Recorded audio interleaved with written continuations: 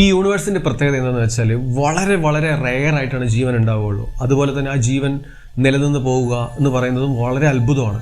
കാരണം ഭൂമി അല്ലാതെ മറ്റൊരു പ്ലാനറ്റിൽ നമുക്ക് പോയിട്ട് ഭൂമിയുടെ പുറത്ത് പോയാൽ തന്നെ നമുക്ക് ജീവിക്കാൻ പറ്റില്ല.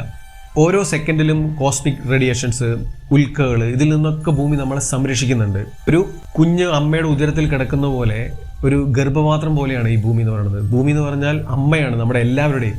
കഴിഞ്ഞ ഒരു 200 വർഷമായിട്ടാണ് ഇൻഡസ്ട്രിയൽ റെവല്യൂഷൻ സംഭവിച്ചത്. നമ്മുടെ ഉന്നമനത്തിന് വേണ്ടി തന്നെയാണ് ടെക്നോളജിയൊക്കെ ഡെവലപ്പ് ആവുന്നത്. പക്ഷേ അതിൻ്റെ ഒരു സൈഡ് എഫക്റ്റ് ആണ് ഈ പ്ലാനറ്റിനെ, ഈ അമ്മയെ നമ്മൾ നശിപ്പിക്കുന്നുണ്ട് എന്നുള്ളത്. ഓർത്താൽ മതി, നമ്മുടെ എല്ലാവരുടെയും ഉത്തരവാദിത്വമാണ് ഈ പ്ലാനറ്റിനെ സംരക്ഷിക്കുക എന്ന് പറയുന്നത്. ഉറപ്പായിട്ട് നമുക്ക് ഈ പ്ലാനറ്റിൽ ജീവിക്കാൻ പറ്റാത്തൊരവസ്ഥ ഉണ്ടാവും. അങ്ങനെ ഒരു അവസ്ഥ ഉണ്ടാവാതിരിക്കാൻ നമുക്ക് എല്ലാവർക്കും കൂടി ശ്രമിക്കാൻ പറ്റും.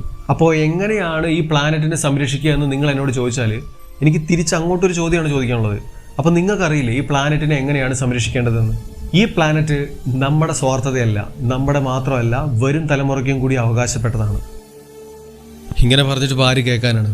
എന്തിനാണ് ആളുകൾ ഇങ്ങനെ യുദ്ധം ചെയ്യുന്നത്, ബോംബുകൾ ഉണ്ടാക്കുന്നത്, നശിപ്പിക്കുന്നത്, ആളുകളെ കൊല്ലുന്നത്?